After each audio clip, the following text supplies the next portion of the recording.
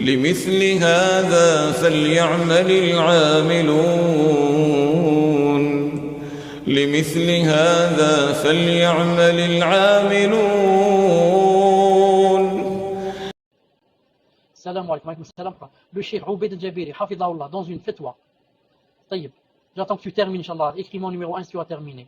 Le Cheikh Obaid al-Jabiri, hafidahullah, dans une fatwa, a cité le hadith n'entrera pas au paradis. Celui dont Allah couvre le péché pendant la nuit, qui le matin venu va le révéler aux gens.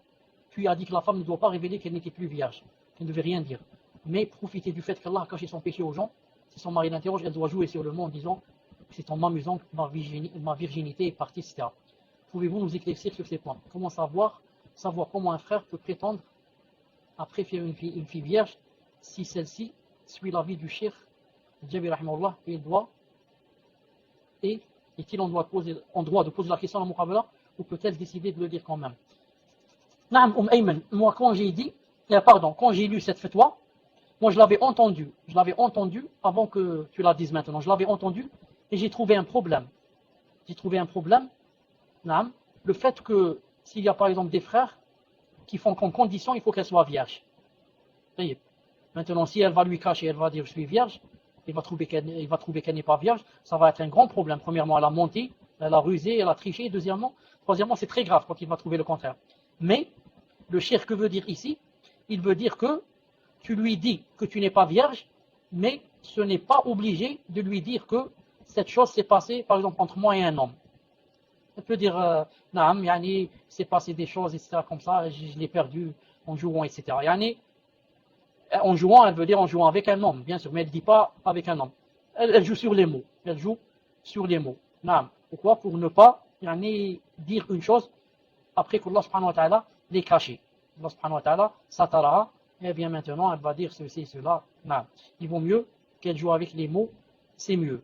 Naam. J'ai entendu cette fatwa bi'idnillahi subhanahu wa ta'ala. De toute façon, moi ce que je voudrais dire, c'est que il faudrait que ceux qui vivent en Europe prennent en considération cette chose. Et il faudrait qu'ils comprennent que la chose est comme ça, que tu le veuilles ou pas. La chose est comme ça, que tu le veuilles ou pas. Beaucoup de sœurs, etc., qui sont nées là-bas, et ont passé toute leur jeunesse dans l'autre côté. Et ont commencé à voir la lumière de l'islam qu'à partir de 20 ans, 22 ans et comme ça. Or, en Europe, pour qu'une femme jusqu'à 20 ans, 22 ans, etc., soit toujours vierge, ce n'est pas facile à trouver. Quoi qu'il y en ait, masha'Allah, mais ce n'est pas, comme j'ai dit, facile à trouver partout. On n'en trouve pas partout. C'est pour ça qu'il faudrait qu'il mette cette chose dans son esprit.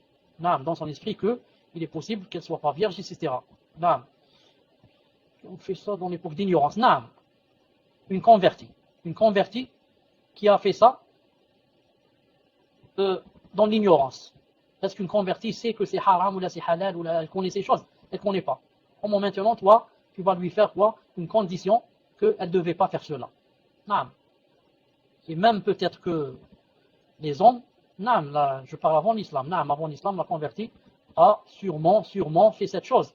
Elle la faisait, il n'y avait pas d'islam. Pour elle, il n'y a ni le halal ni le haram. Voilà ce que je veux dire.